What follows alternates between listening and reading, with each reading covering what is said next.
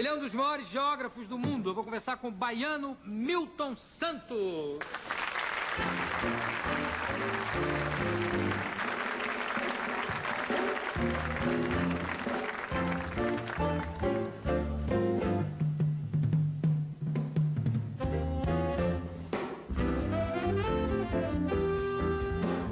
Milton, você é um geógrafo premiado, conhecido internacionalmente, com prêmios importantíssimos, né? Você recebeu o Vautrin Lud, né? Que é o equivalente, seria o Nobel de Geografia.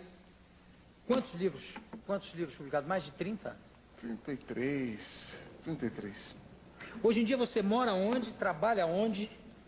Bom, eu moro em São Paulo, sou professor da Universidade de São Paulo, da Universidade da Bahia também, porque a semana passada fui reintegrado como professor, porque havia deixado, por razões que não vou mencionar aqui, essa universidade. Mas pelo em menos 64, por razões políticas. Digamos que sim. Deixou em 64, a gente já sabe por quê.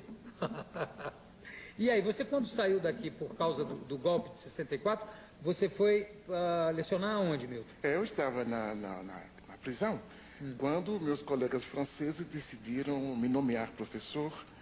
Eu então, aí comecei uma carreira na França, na Universidade de Toulouse, de onde depois fui para a Universidade de Bordeaux e finalmente fui, digamos assim, promovido a professor da Sorbonne. Então, ao lado da minha carreira brasileira, eu tive a oportunidade de fazer uma carreira francesa antes de ir para outros países, como você sabe.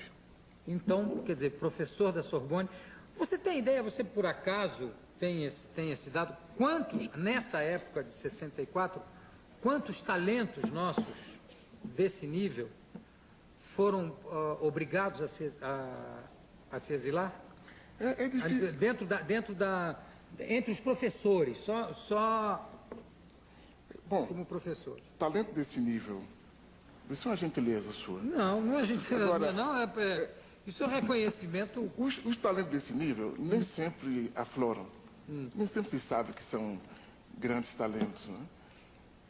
Dessa maneira, a contabilidade é difícil. Então eu vou facilitar. Quantos professores saíram daqui e foram ser professores fora do Brasil, em faculdades pelo mundo inteiro na época?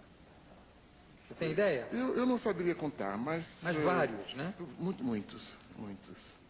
Sem falar outros, como o Mário Schember, que teve que não saiu, mas teve que se afastar, quer dizer, não pôde mais lecionar durante um bom tempo, durante um bom período.